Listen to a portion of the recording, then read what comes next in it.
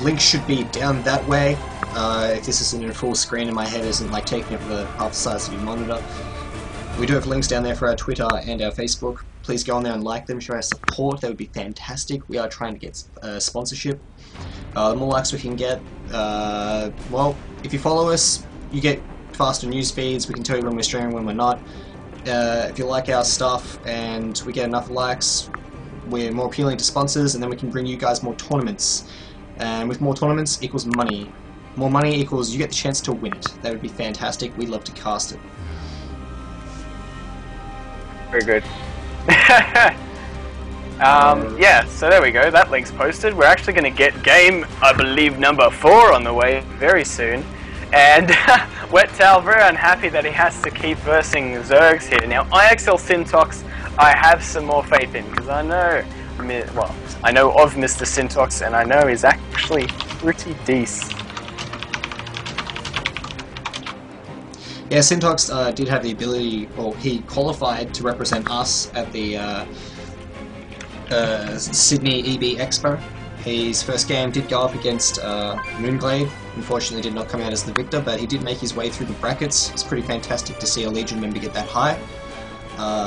We have high hopes to continue to send more members in these kind of events. Anyway, game number 4 going underway. GLHF ZVT again. What kind of dirty shenanigans will we see? Will it be standard? And can Syntox take it back for us? Oh, all of that coming up next. And then suddenly elevator music. It means right now. Alright, the map will be ESL Ohana. So pretty straightforward map. From the Zergs that I have talked about with this map, it hasn't been their favourite. More notably because it is harder for them to take a 4th, they feel, and when you do get a 4th and you don't really have map control, it is a lot easier for the Terrans to kind of come in and get rid of it. So, let's see how this game develops. I'd like to get some small amount of music playing. Fantastic, just in the background. Oh yeah. Alright guys, let's get into it. Spawning in the bottom right hand corner of ESL Ohana, we have for the 9th Legion, Syntox. He'll be representing as the Blue Zerg. In the top left hand corner for Team Invision, we have Wet Towel, able to take last game against Editor and Chimp with this. Oh, overlay, quick, why do you not, oh, Josh, done, help! It's done. God so damn it! What, can I just ask for everyone here, why you don't have auto scene switcher on, or do you, and you just somehow failed? Last time I had the auto switcher, it kind of broke certain things on my PC, so I'm going to download another one and see how that works. But with dual monitors, they should have the ability just to kind of like look at that on the screen and go, yes, that should work. You are a silly bugger. Hey on, so, I am Run Amok. This is Run Amok, the guy that so wanted you to support us, and now you realise how bad we. That production value. Look at that production. Yes. Yes. So, moving straight onto the game, standard from both players thus far, barracks down before anything else crazy, Overlord being sent to the natural, one drone being sent out for a scout, the other to be building the 15 hatchery. Absolutely standard here. Oh my god. Not much else to say except... Bit of a beatboxing intro, fantastic. Okay, alright, so Syntox out across the map now, scouting for any kind of these proxy racks. I take it he has been watching the stream, does know this kind of style that Wet Towel likes to put on. I do know a little bit about how Syntox likes to play on this map. I'm not too sure if he's going to follow through with it, but they're very interesting to see. All I can say is he's incredibly aggressive, and I haven't had the opportunity to hold in such an aggressive build of him yet. But let's see what Wet Towel has for it. Is he going to go macro game? Is he going to go cheese game? Is he going to go very aggressive into macro game? We'd like to see what happens. Alright, so expansion now coming down. So it is a 16cc now with 17 queued up as he does have his marine out. First gas now going down for Syntox. I do believe Wet Towel scattered that. Fantastic. So it's not really a dead giveaway, but I'd like to see how it develops. Just early gas. That will be likely to use to get faster speed. That helps with map control in this map, especially with how wide it is and the multiple pathing that you can get to get nice surrounds on your enemies. Unfortunately, this is not part of the swarm, so therefore these rocks do not break and cover up this entire ramp, so people can't use them as chokes. Lol. Yeah. I mean, nothing really out of the ordinary for either player here. I mean, Tao, you know, deciding to kill that neutral supply depot because, you know, everyone hates it. Obviously, because it's just a complete nuisance. But no, double gas standard for Wet Tao. Not really seeing his tech follow-up or choice.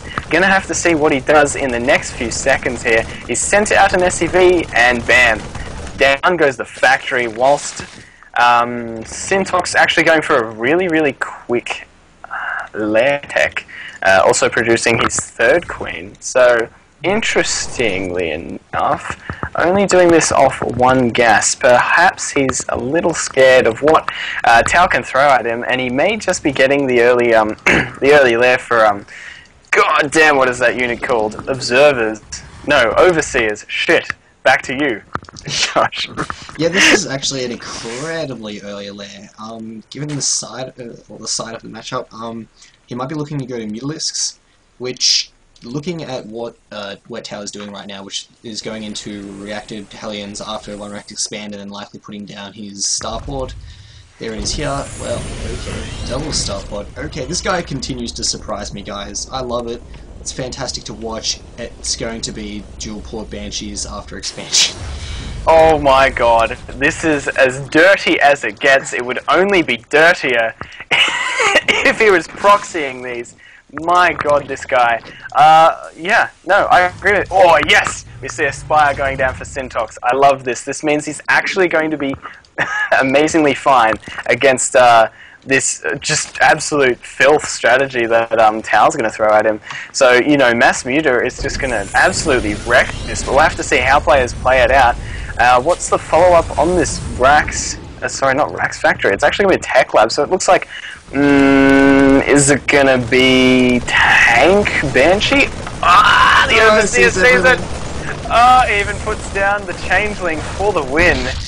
It was already going to be a build order win, but now he's going to be even more prepared. He shouldn't, in theory, be putting down any spores as far as as far as my thinking goes, because he's going to have Muta Tech.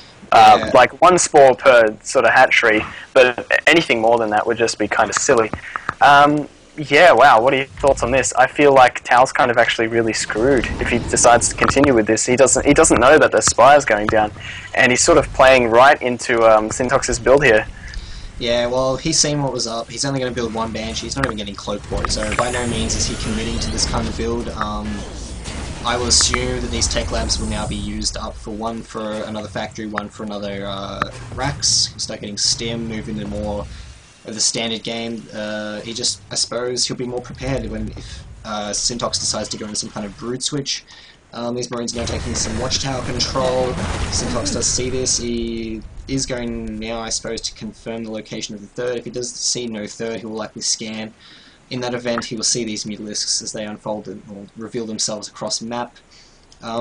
His follow-up was to take a fast third now. He didn't take anything off gas. Okay, fantastic. He's now getting double upgrades, and he's moving more into this rack style. Look at that. Tao actually thinking, okay, he's completely scattered it, and sort of looking like he's transferring into a more bio-medevac kind of style. He's moved the starports off the tech labs, and one has a reactor now. So, very interesting decision making there. Actually, the correct choice, I feel. At least for what's going to be coming at him right now. The Muta's going to come into the main, and he doesn't have stim at all. He has a couple of turrets up, though, which is going to deflect the Mutas into the Marine Ball. One Muta's going to go down, and, well, they will escape relatively unscathed here, but man, this is dirty as going, you know, two-port Banshee, then sort of transitioning out of it into a really early CC. It's just stranger and stranger. Yeah, well, it did get scattered, so I do like his choice of switching it up now and maybe folding more back into the metagame. Now to confirm that he does have a fast third CC, might even look to pick up a tank here. Look at that, fantastic. One Marine's coming out, rescue him, no he's dead, no I got this, it's gone, see you later. Now taking a third of his own as he does realise what's about to happen. Wouldn't even be surprised if he took a fourth. This Banshee kind of just chilling out here, denying some extra creep spread, which is fantastic, but he also, Wet Tao has no map control. So if Syntox was to follow this up with some kind of 2-base all-in with Mutiling Baneling, that would be just devastating, I feel, right now. But... To me, Wet Towel seems kind of really thrown off to me, I feel. After his strategy was sort of scouted, he's, I don't know, sort of flailing around a bit. He hasn't really got that much of an army because he's had to sort of completely swap techs. And, well, a second ago his money was quite high, but it looks like it's sort of settled down now. And it looks like, oh wow, the flock of mutas has actually gotten quite a lot larger now, and they're going to try and go back? No, they're sort of chilling around, making me look like a fool because they're just not really doing all that much. But realistically, the Terran army is actually quite small in terms of having to sort of defend this. Ooh, if he moves in now, he could catch out this little marine ball as the Zergling. This is strictly to punish the third. With a lack of supporting units and the fact that he didn't clear his rocks so that he can make a faster pathway into this, he's actually going to lose the CC.